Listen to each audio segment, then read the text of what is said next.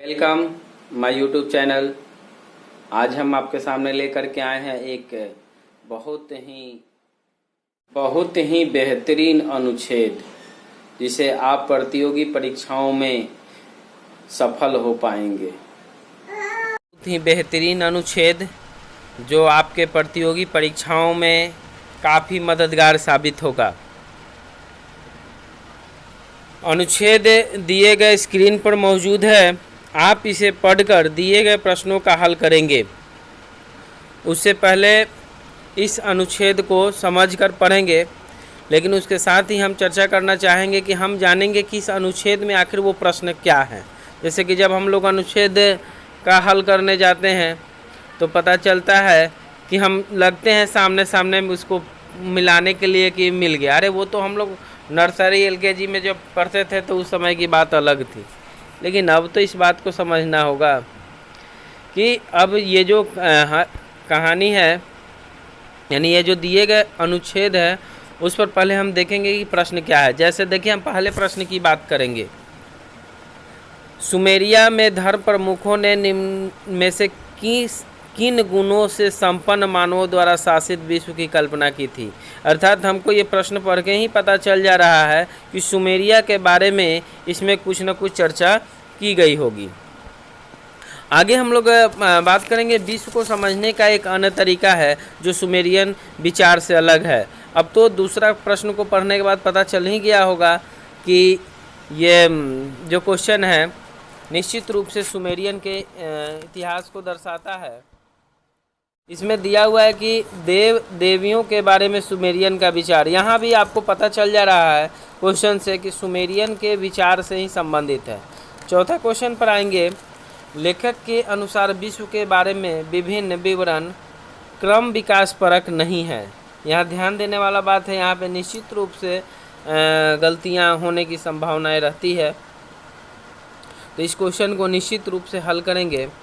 आगे हमारा question number 5 है। मानव अनुभव के प्रतिबिंब के रूप में नियम क्या है। देखिए, पांचों क्वेश्चन आपके पास है। हम चाहेंगे कि पांचों क्वेश्चन को भी आप या तो नोट कर लीजिए या इसको स्क्रीनशॉट आप ले लीजिए। जैसे 5 नंबर क्वेश्चन के लिए आप स्क्रीनशॉट लीजिए, समय दिया जा रहा है। 4 नंबर क्वेश्चन के लिए,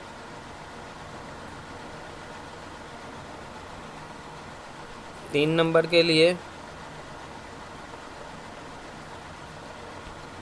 क्वेश्चन नंबर 2,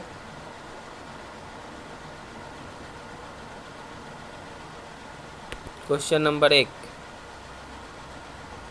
अब हम अनुच्छेद की बात करेंगे। देखिए, क्वेश्चन नंबर 1 में जो था, हम निश्चित रूप से ये देख रहे थे, क्वेश्चन था कि सुमेरिया में धर्म प्रमुखों ने निम्न में से किन गुणों से संपन्न मानवों द्वारा शासित।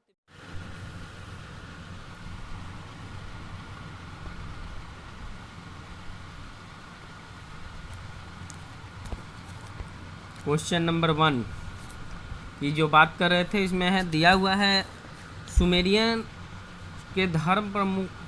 में धर्म प्रमुखों ने निम्न में से किन गुणों से संपन्न मानवों द्वारा शासित विश्व की कल्पना की थी। देखिए, यहाँ धर्म प्रमुख की बात है, और यहाँ सुमेरिया में धर्म प्रमुखों लोग जो थे, वो लोग निश्चित रूप से यहाँ जब हम अनुच्छेद में पढ़ेंगे तो यहाँ आप जब हम यहाँ बात करें कि सुमेरिया में धर्म प्रमुखों ने अति प्राकृतिक शक्तियों, जैसे देखिए हम अभी यहाँ पर आपको दिखाएंगे, यहाँ दिया हुआ है सुमेरिया में धर्म प्रमुखों ने अति प्राकृतिक शक्तियों एवं अमरता से मानव समान व्यक्तियों द्वारा शासित कल्पना की थी। तो इस आधार पर आप निश्चित रूप से उत्तर देंगे जो आप को यहाँ दिख रहा है क्वेश्चन नंबर 1 में।